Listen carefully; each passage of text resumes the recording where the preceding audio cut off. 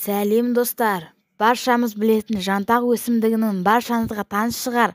Мұны көп адамдар бұл өсімдікті малға беретін жай ғана шөп деп ойлайтын шығар, ал сіз оның адам денсаулығына зор пайда екенін білдіңіз бе? Білмесеңіз осы видеоны көріп, соңына дейін көріңіз, және де осы видеоға лайк басып тіркелуді ұмытпайық.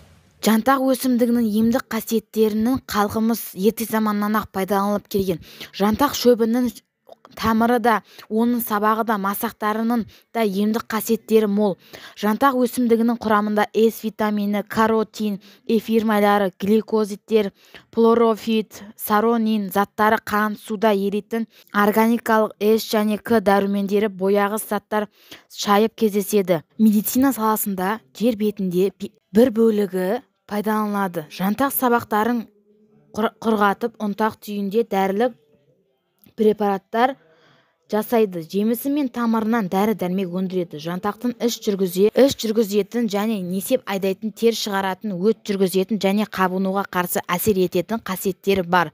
Жантақ өсімдігінің жапырақтары мен бұтақтарға жасалған тұнбаны жөтел басатын дәрі ретінде және бүйрекке, қуыққа, тас байланғанда пайдаланылады. Жантақтың тамырынан жасалған дәрілер геморрой түйіндерін, дене сыртындағы жарақаттарды емдеу үшін қолданылады.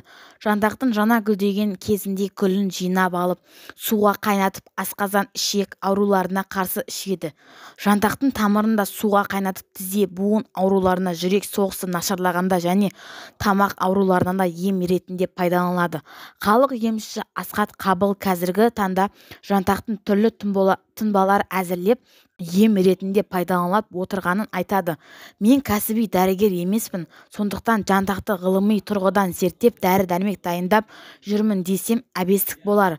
Біз кәдімгі халық емімен емдейміз.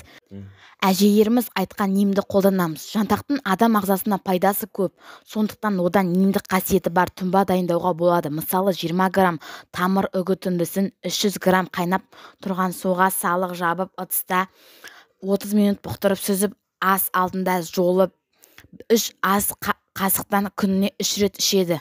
Бүйректе тас, құм байланса, жүрек қызметін нашарлауынан денеге ішік шықса, ас алдында 1 ас қасықтан ішеді.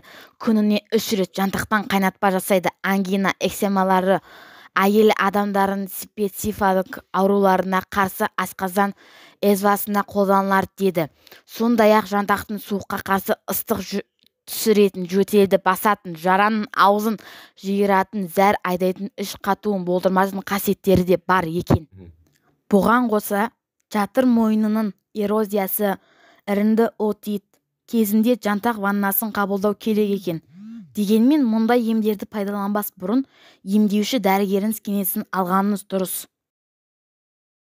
Біз видеоның соңына да келіп жеттік. Видеоға лайк басып, арнаға тіркелуді ұмытпаңыздар.